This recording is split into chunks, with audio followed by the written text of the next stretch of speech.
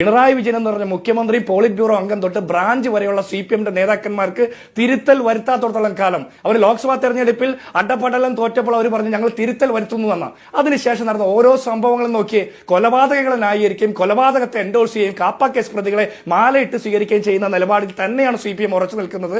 അതുകൊണ്ട് ഈ ദാഷ്ട്യം നെറ്റിയിൽ ചൂടിക്കൊണ്ട് അലങ്കാരമായിട്ട് കൊണ്ടുനടക്കുന്ന പാർട്ടി പരിപാടി അവർ തുടരുന്നിടത്തോളം കാലം ഇനിയൊരു പിണറായി സർക്കാർ കേരളത്തിൽ ഉണ്ടാകില്ല എന്ന് മാത്രമല്ല, പിണറായി സർക്കാർ എന്നല്ല അങ്ങനെ പറയേണ്ടത്, ഇനി ഒരു CPM സർക്കാർ, CPM നയിക്കുന്ന സർക്കാർ കേരളത്തിൽ ഉണ്ടാകില്ല എന്നുള്ള കാര്യത്തിൽ ഒരു തർക്കവും വേണ്ട. പിന്നെ പിണറായി വിജയൻ ഈ പറഞ്ഞ പ്രസ്താവന നടത്തി പത്രത്തിൽ ലേഖനം എഴുതി എന്ന് പറഞ്ഞു. ഒന്നാമത്തത് എന്താ, ലീഗുമായി ബന്ധപ്പെട്ട വിഷയം, ലീഗുകാരെ എങ്ങനെ കോൺഗ്രസിൽ നിൽക്കും എന്ന്. അപ്പൊ തന്നെ അവർ പറയുന്നു ലീഗ് കോൺഗ്രസ്. തൊട്ടടുത്ത ദിവസം തന്നെ അതിന് തൊട്ട് മണിക്കൂറുകൾക്ക് മുമ്പാണ് MP ഗോവിന്ദൻ പറയുന്നത് ലീഗിന്റെ കുഞ്ഞാലിക്കുട്ടി വരെ മുഖ്യമന്ത്രിയാകുന്ന സാഹചര്യമുണ്ടെന്ന്. കുഞ്ഞാലിക്കുട്ടി എന്താ മുഖ്യമന്ത്രിയായ എന്താ കുഴപ്പം?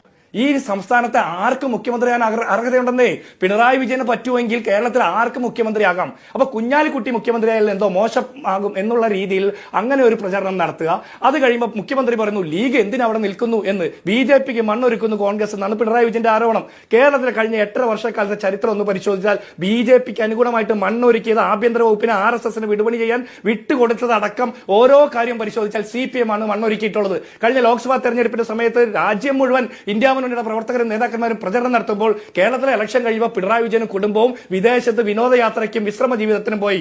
അതേസമയം തന്നെ ഈ രാജ്യത്തെ BJPയുടെ നേതൃത്വത്തിലുള്ള നരേന്ദ്രമോദിയുടെ നേതൃത്വത്തിലുള്ള സർക്കാരിനെ ഫാസിസ്റ്റുകൾ എന്ന് രാജ്യത്തെ ജനാധിപത്യവാദികൾ മുഴുവൻ വിളിക്കുമ്പോൾ CPM എന്ന് പറഞ്ഞ പാർട്ടി പറയുന്നു ഫാസിസ്റ്റ് അല്ല, നല്ല ഭരണ മാതൃകയാണ് എന്ന് പറയുന്നു. അപ്പൊ ഇവരെ എങ്ങനെയാണ് ജനങ്ങൾ വിശ്വസിക്കേണ്ടത് വേണു? അതുകൊണ്ട് ഇവര് മൂന്നാം സർക്കാർ വരും എന്നൊക്കെ ഉള്ളത് വ്യാമോഹമാണ്. അതിനപ്പുറത്ത് യാഥാർത്ഥ്യ ബോധത്തിലേക്ക് തെരഞ്ഞെടുപ്പ് കഴിയുമ്പോൾ മനസ്സിലായിക്കോളും.